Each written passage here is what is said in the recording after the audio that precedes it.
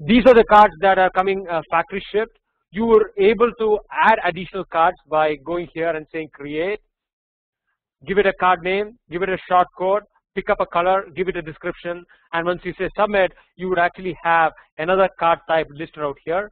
Now, the other thing you want to do is if you want to create a data structure for the card. So the card once you create will automatically have a default structure. So if you go to any of the cards that you created or the existing cards that are factory shipped, you would see the data structure out here. I can add anything additionally here in terms of information. For example, if I want to add, for say the name of a customer to all my fixed delivery cards, right? So I would actually go ahead, create a slot for myself by pressing the plus sign here. It creates a slot. I would go drag and drop the type of field I would want. I would call it customer, right? Then what I would do is go and either make it a manual entry. When you say manual entry, you are allowing people to enter the name of the customer by typing it in. You can also create what you call a static list. Once you create a static list, it will provide the user a list of values that they can pick up. So I have created a static list called customer, and here is where I created it. And I would say, you know, this is my default customer, and I'm going to actually save this here, right? Now what you have done is you have created another attribute in the card called customer. So very easy to create your own cards, very easy to customize the data structure associated with the cards, right? Going back to settings here, so you see master list. Here is where just like I created a customer list, you can create your own list, add your own values to that list, and make it available on any card. So that is pretty easy to do. The next one I want to show you is people. Here is where you add people within this account that you can invite to the multiple Kanban boards you plan to set up later, right? So to create a person, you just go in here, give a first name, a last name, an email ID, a primary role, which is manager, member, admin, or reader, and then once you save it, you automatically create a user in the system whom you can now invite into any of the Kanban boards you create, right? Two, want to actually walk you through a couple of other things out here. You see the quick links here. Quick links is very, very useful. It consolidates a number of things that you would want to see at any point in time. Number one, it consolidates all the notifications associated with you as a user. As you see here, if you are participating in multiple Kanban boards, it will send you notifications if anything happens in any of the boards, and things like WIP violations, work in progress violations, would be highlighted in red, and you would have a notification within the application. You can also go to your profile direct here. I can see your name. There is a view profile. You can go in here and go to the notifications tab, and then set up an email notification. So in addition to the notification you get within the application, you are able to now subscribe to email notifications. So these would now be sent to you by email as well. And again, you can do it by individual email or by a daily digest, or you can disable all the email notifications. So again, easy to set up how you want to be notified within the application or externally through email on various events happening across your Kanban boards. The next one in the quick links is the inbox. So inbox, again, you as a person are associated with multiple Kanban boards. This pretty much tells you what is on your plate for things to do. For example, I as Derek have these items across that I'm working on, like a defect, an issue, and things like that. If I do view all, it will also give me all the cards that are on my plate across all my Kanban boards, right? That is the second one. The third one, what I want to show you here is this is how you can move into various Kanban boards that you have access to, right? So there are three icons. These are the various boards that you have access to. The first icon allows you to go directly into the Kanban board. The second icon here allows you to go into the metrics associated with the Kanban board. And the third one allows you to go into the backlog associated with the Kanban board. So you can very easily go into any of the Kanban boards associated metrics or to the backlog by coming into your quick links and looking at your my recent projects. Very easy way to jump around between multiple things that you're doing, right? Now let's go into one of the Kanban boards I've created, which is the SwiftKanban demo Kanban board. And I'm going to get rid of this quick links here. So quick links is a link here. anytime you can open it and close it. So this is the Kanban board I've created here, and it's populated with some cards. So the value stream, as you see here, is ready.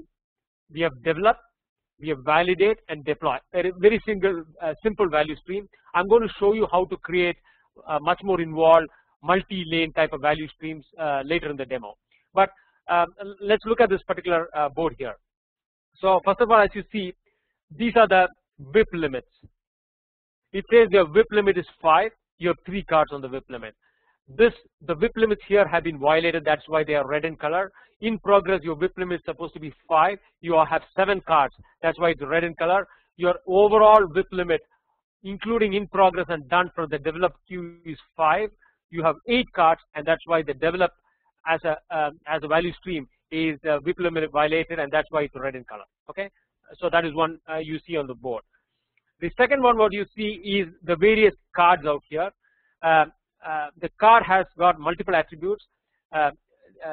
Again, I can use the collapse button. If you have a lot of cards on the board, like like I have, I can collapse the board here. I can see much more cards, and if I want to use more of the real estate, I can do a full screen. So it gives me all the cards that I have on the board. I can go ahead and expand only one single card by clicking that small arrow on the left side. This allows me to expand that particular card and look at it. This tells you what that card is. This is the impediment card, IMPD. This is the defect card, and each of them actually has a different color. So the different type of work that you get into the Kanban board is differentiated by different colors. And on this particular card, you see, you can click here. This will go into archive. So suppose you're working on a card, and at some point in time you decide, for example, let me expand this board further. Suppose you are working on this particular user story, right? And suddenly it doesn't become any more important. You have something much more important. I can click the archive. It will go into a queue called archive, and at any point in time you can bring it back into the board from the archive queue. The second one is the blocked. If I click here, I can block this card, as you see here. The moment I click, I would actually get a commenting box. Once I comment it, for example, I need help, and I save. So this now becomes blocked, and people on the team would actually get a notification saying that, hey, there's a card that has been blocked. You need to look at who can actually provide help out here, right? So that happens, and you have a blocked indicator, and the card also gets surrounded by a red highlighter here, right? The third one, what I want to show you is the comments on the card. When I open this up, all the discussions around this card are actually stored here. It is a threaded discussion forum, so I can reply to a reply, and all that discussion is actually stored against the card. The fourth one here is the ability for you to create to-do list. So to complete this card, I can go ahead and say, you know what, I want to create some to-do lists here. So here I've created a to-do called authorize. It's completed. It's develop in progress. Derek Smith was assigned the particular activity. The estimated effort was so many days, right? So I can just double click. I can create a name and save it.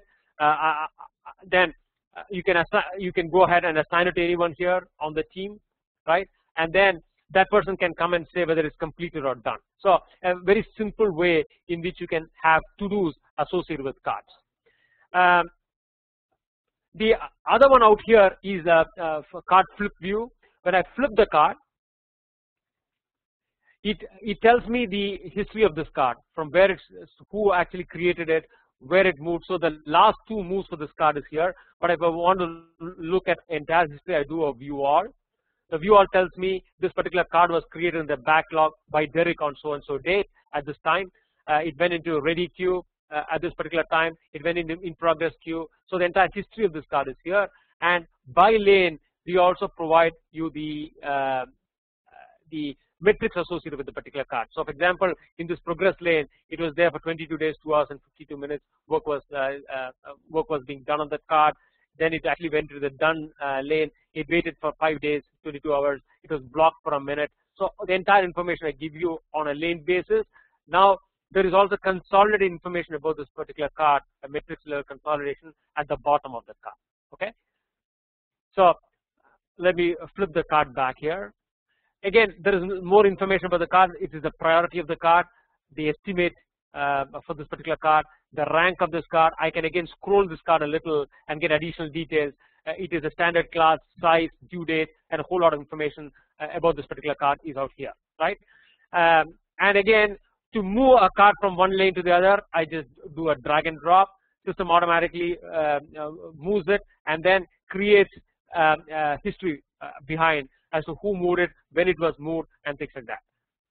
Now, how do I add a card to this board? So you see this add card here. I can go to the add card. I have 3 different ways of adding a card to the board. One is you can add a new card. So new card, when I add a new card, I pick up what type of a card I want to add. For example, I want to add a defect card. I give it a name, test defect, right? And then give it a description here. I can even insert images here, format it in multiple ways, all that information you can provide here. Then I go ahead and select where I want to add the card. Again, this is very useful when you have multiple lanes. For example, I can decide to add this card directly in the backlog or directly onto the board to the ready queue. And if you have multiple lanes, it will actually give you an option of adding it to anywhere in any of the lanes, right? So I can say I want to add it in the directly onto the board in the ready queue. I can create what class of service it belongs to, priority, size, rank, estimates, due date, and you can hold the control key on your keyboard and assign it to multiple people. Or if you don't have an assignment at this point in time, you say unassign, and later you can assign the particular person. So that is how you can create a card, a new card on the board. Now that is one way. The second way is to create a card from the backlog. So I can go, this radio button gives me a view of the complete backlog. And here, when you go to the backlog, I have an ability to do search. For example, I'll say, you know what, I'm bothered about cards that have greater than 90 rank. So I can do a greater than 90 out here. And then I can say, you know what, I want to look at all the cards that are dashboard related, right? So I can use these different types of criteria and get to the type of information I want. And then I can click this and automatically get it, it'll get added to the board, right? Now that is the second way of adding cards to the board. The third way of adding cards to the board, you remember, you were archiving cards from the board because at that point in time they were not important. So now you can go ahead, click here, and look at all the cards you archived mid-flight, and say, okay, now I want to add them back to the board. And again, you see here you have the search criteria that allows you to pick and choose which card you would want to add, right? So 3 ways of adding cards: either a new card, search and add from backlog, or search and add from archive.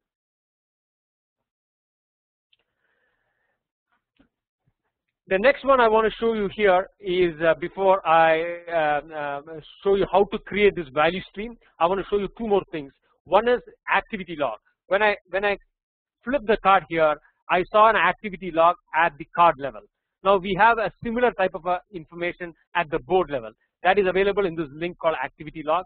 So when I go to the activity log, it tells me all that has happened on the board ever since this board was created. Okay, so this gives you all the activities. Again, I can go back to the filter here, and I can say, you know what, I'm looking at information about say all my user stories, or I want to look at only information about issue 22, right? So you are able to now drill down or search for a particular card out here and then look at the entire history. So very useful when you are wanting to look at what happened to this card, or what happened on this particular date, what all happened on this particular date, or what all happened on a particular card type, right? All this you can look at it from a historical perspective out here in the activity log. The next one is for your morning stand-up meetings. We have done a board filter, which comes very useful. Here is where I can go ahead and say, you know what, in the morning stand-up meeting, for example, I say, hey, I want to look at what Derek is doing, which are high and critical in priority, right? I can now apply this filter onto the board, and lo and behold, you have only what Derek's high and critical cards he's working on are. Apart from this, there are also some other additional features here which I want to show you. Going back to the board filter, I can manage the board by exception. So I can go to exception and say, you know what, I want to find all the overdue cards on the board. So overdue cards, if you had set up a delivery date for the card and you apply this will tell me all these cards are overdue from the initially estimated date, right? So that is one of the exceptions that you can actually monitor on. Let me reset it. I can do it by overdue. I can do it by cards that are unassigned. For example, I'll say reset. I'll say, hey, which of the work on my board are unassigned, right? So I can go ahead and look at all these exceptions and then work on them as well.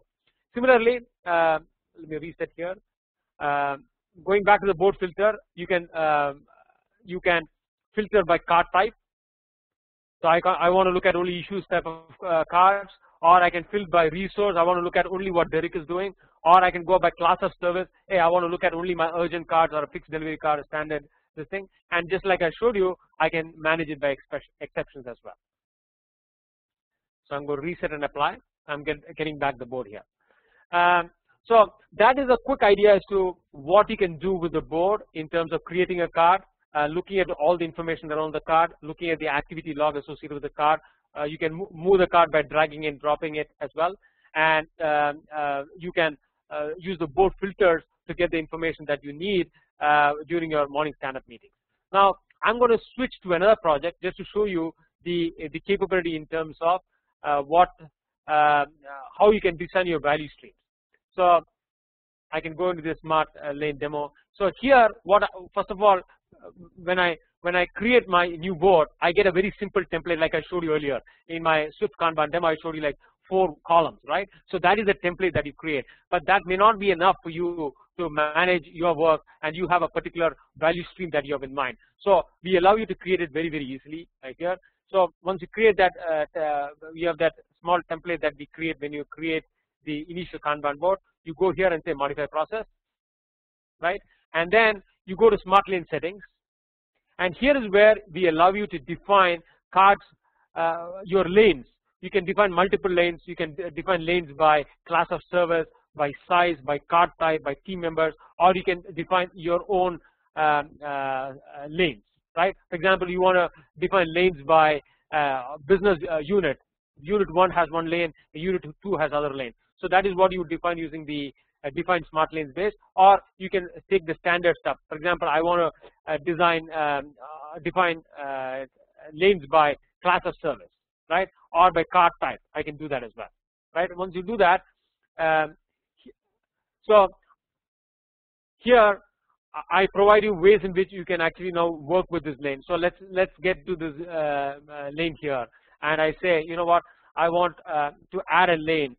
After validate, I need approve, right? So I want to add a lane to the right.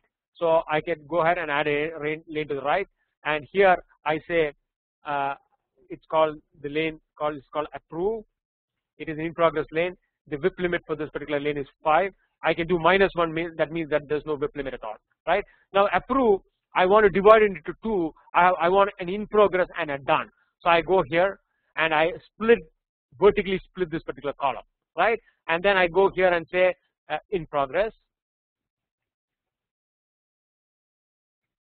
right? And then give it a WIP limit, and then I can actually go ahead and say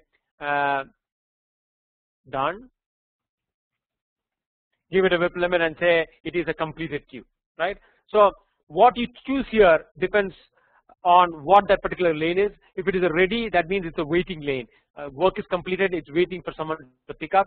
So the metrics associated with that lane will go against wait time. If you click the lane is in progress, it means that you are doing work on that particular lane. So any work or time associated with that lane would go against work time.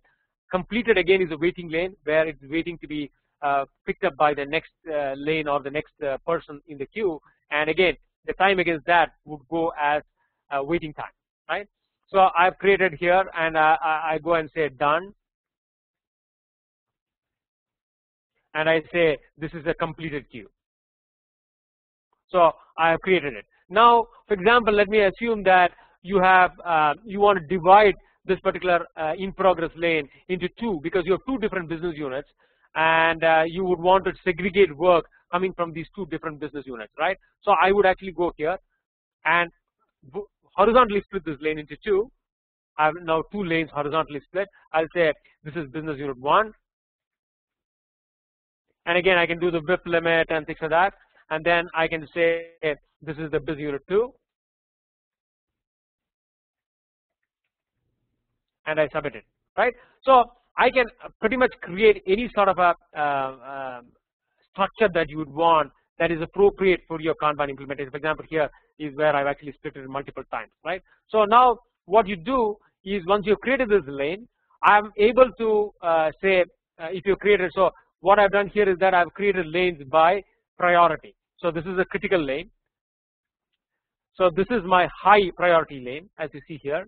Now what I can do is that, okay, the critical lane, I've already engineered it and I have the right value stream. Now I can go to the high value high lane, and I say, hey, copy the same value stream I did. I say yes, and I say copy the same value stream I did in critical onto the high stream high as well, right? And you say submit. Now in this particular lane, I do have the approve, right, which we created. So this is the critical lane, and if I go to the high lane, again what I did in the critical lane is already there. Now if your high priority lane is little different, again you can tweak it around here and get your high value stream appropriate to your process, right? And then you can go ahead and probably copy the critical lane to the medium or things like that. So it's very easy for you to create any sort of a value stream you want that is appropriate for your Kanban implementation, right? Then what you do once you do this is you go here and say you have created a number of cards at the organization level. Which card you want to deploy on this Kanban board? Now if you create multiple Kanban boards in your organization, you don't want the same type of work on all the boards. It may not be appropriate. So now you can pick and choose which card you want to deploy on this board by coming here. Then there is a couple of small policies that you can implement, which is make common entry mandatory on card movement. So before someone drags and drops a card, it would actually force you to enter a comment. Alert team members if the cards are moved without task closure. When I showed you the card, there is a to-do list behind the card, right? So this, if I tick this, this will alert a team member saying that, hey, you're not closed the tasks behind the card, but you're already moving the card, so it will give an alert. So that is this particular policy, right? So that is how you would be able to create your own value stream, pick and choose which type of cards that you would want to assign to that particular board, and create your policies, and you have a Kanban board that you can actually work with. Now let me go back to my original Kanban board because I have some data. Now if I go into that Kanban board, I want to show you a couple of other things here. So here is a list, we provide list views. For example, I want to look at all the user stories or the user story type of cards I've deployed here. So I have the list of all the user stories out here, right? And again, I can go ahead and do the filter. I can pick and choose which I want by doing the filter criteria out here. The other capability I have in these list views is import. So when you create an initial board, you may have like some Excel spreadsheet or some other system where you have your tickets or any of the work information that you would want to input as cards into the board. So to do that, I would actually go here, do an import. So you are importing by type of card, right? I'm importing user stories. I would download a template, import template. So this will allow me to download Excel template here. Once I have that Excel template, I get the data from whichever my system into the Excel template, and I'm now able to import back here. So when I go back to import and I choose the file I have the Excel data on, and I do a submit, automatically it imports the data back into the system, right? So very easy way for you to create your initial set of cards here. Like I was telling you, we have user stories, defects. So these are the type of cards you have deployed on the board, and for each of them we provide a list view. We have two special views. One is a backlog view. So the backlog view contains all the associated cards, whether it's an issue, it's a defect, whatever you actually put in, all those cards would actually be here.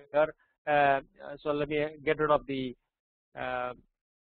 filters here, and as you can see the type of cards in the backlog. So you have cards of different types. You have a defect card, your issue card, you have a user story card, and things like that. So that is one special list view.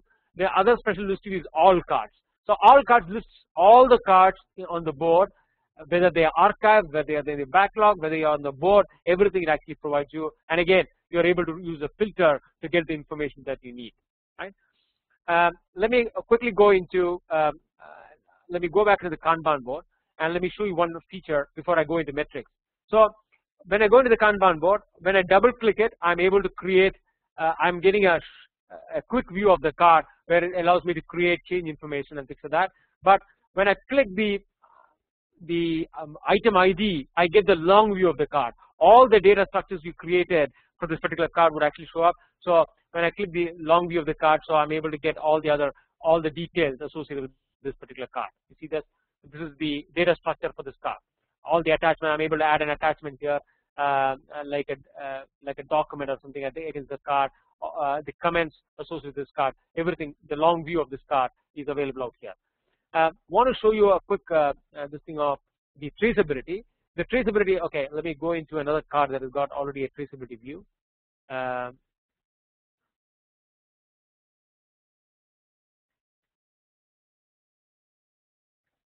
So I'm going to go to the user story here, and I'm going to go to the traceability.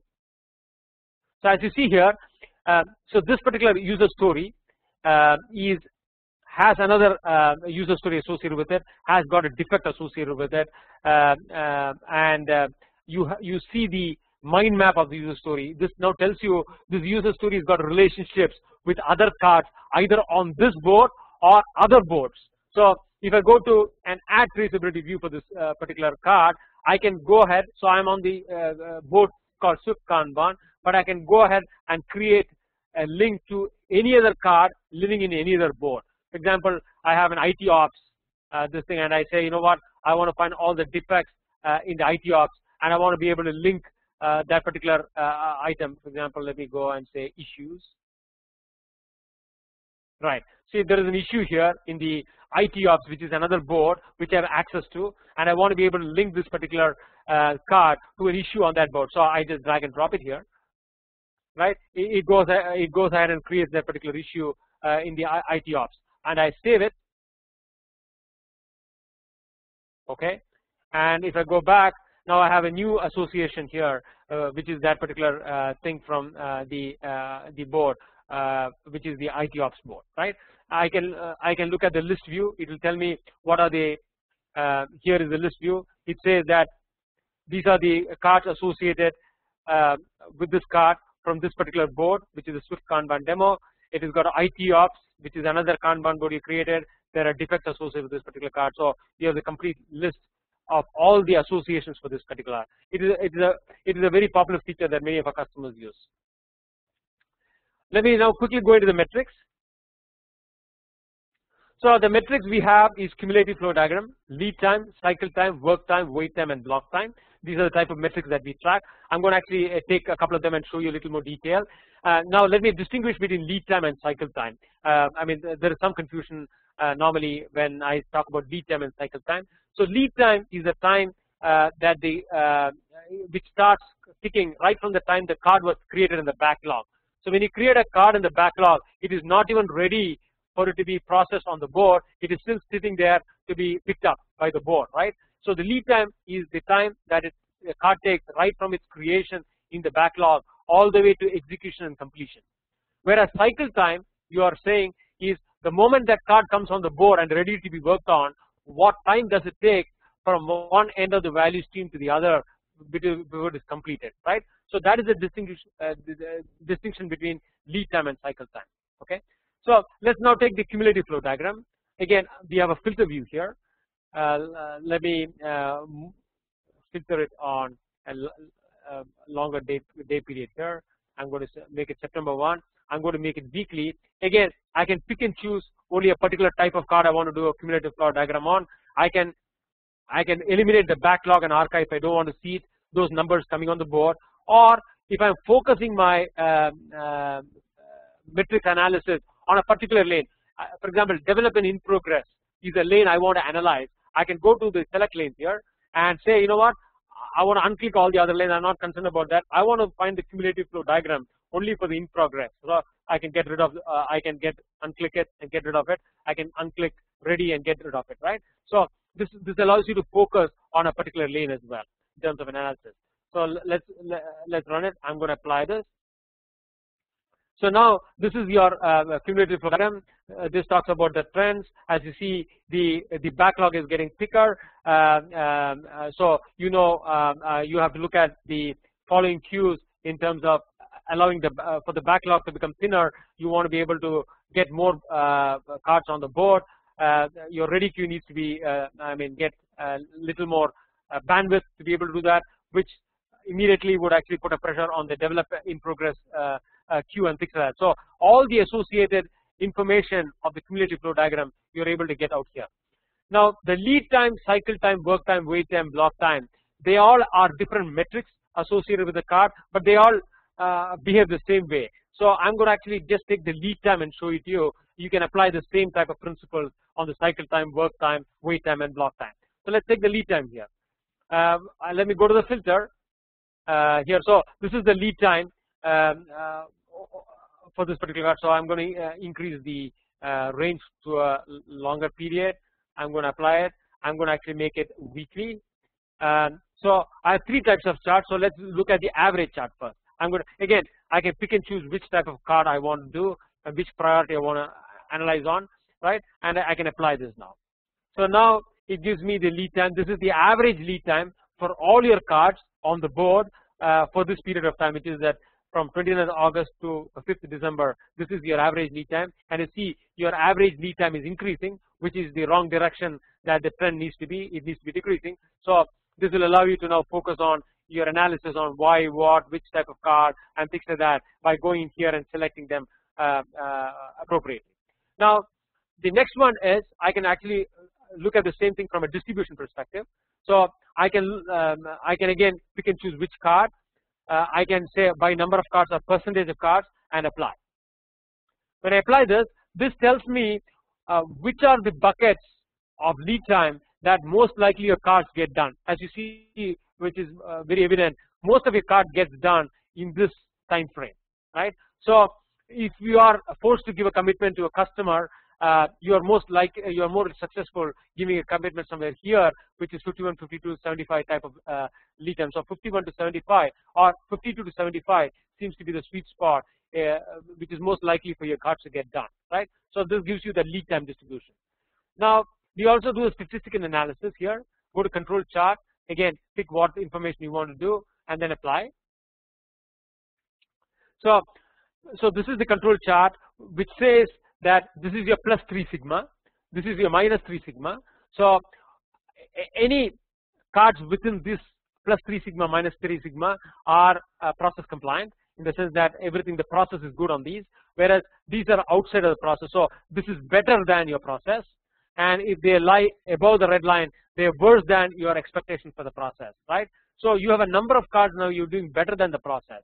So you can click here, look at these cards and look at what you're doing on these cards, which you can now using a Kaizen implement as processes within the existing cards, so that your entire delivery can actually be shortened in terms of the lead time. So you have a number of cards that are doing better than process, that your expectation of process. So there is some common trend, and you want to, using a Kaizen, implement those processes back into your value stream and ensure that the entire lead time is actually brought down, right? So this is exactly the same type of information you would see, but for different metrics. For cycle, if I take cycle time, it is the same amount of metrics that you would actually see here. You can do the average, distribution, and control chart. So I'm going to allow you to experiment that at your own whenever you have some time, right? Want to be able to show you another thing here, when which I forgot to show you, is the Kanban board. When you are on the Kanban board, we also provide a search capability. So for example, I want to say, you know, I want to search for a card by name, let's say cumulative flow, right? And I actually search. Now it'll actually search from the board and let me know which card it is, and if I click it, it'll actually highlight that particular card here, right? So this is a search. When you're on the board, it becomes a board search, right? This search is persistent across the various screens, and here I can now search for anything. For example, I want to say by title, I want to search test, right? So now this actually goes and tells you in each of the boards you have access to. Say SwiftKanban demo is one of the boards I have access to. These are all the cards that have a test in the title. In the next board I have access to complex board sample. These are all the cards that have test in their title. So it's a very useful and very productive search that you can actually do. When you are within the board, it becomes a board search. When you are outside the board, it actually becomes a cross-board search, and you can search by various attributes of your cards. And finally, what I want to show you is the dashboard. So dashboard now brings together all the information across multiple boards here, and you are able to look at the information together, right? So you go to add widget here. Sorry. So these are your various boards. You go to the add widget here, and the widget now allows you to add any type of this thing. For example, I'll say I want to add a widget called cards by class of service. So it will bring all your Kanban boards together and segregate your cards by class of service and allow you to look at by board how many of these cards you have by class of service on each board. So this brings all your cards together on the dashboard. So that is a high-level overview of the product for you. We have extremely good help features out here, and you can provide feedback once you use the board. You can provide us feedback, and we have a community which votes on features they would want, and we automatically take the features that bubble up high by community vote. We have videos, we have other written documentation out here that would actually help you use the product much better in your organization. So that is a high-level overview of the product, and I'm going to actually open this for any questions that you have. Please type your questions in the chat window at the bottom of your screen.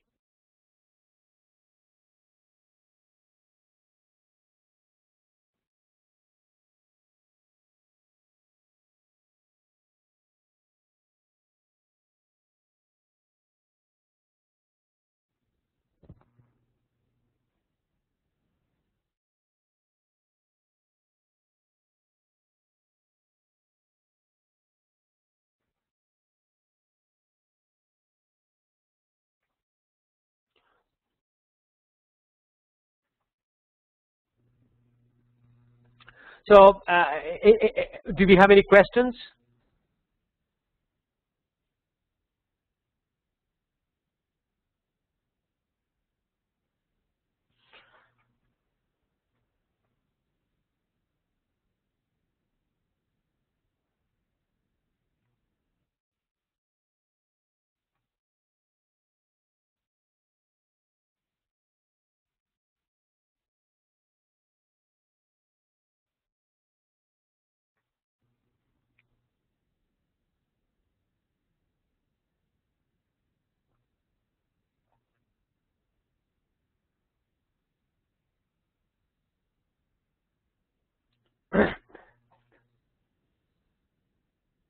So Ravish, do you have any questions? Else, thank you very much, everyone, for participating in this conference.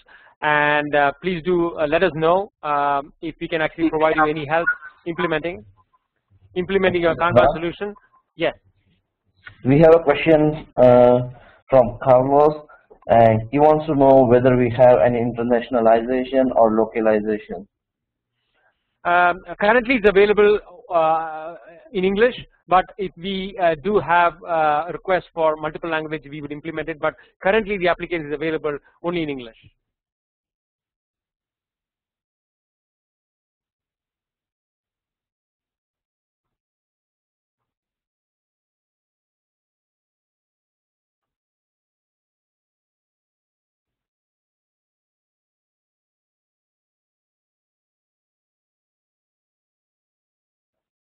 Any more questions, Ravish? No, that's it. Okay, thank you very much for participating in this, and please let us know if we can help you set up a trial account on the system, and we are here to provide you all the help you need to implement your Kanban. Thank you very much.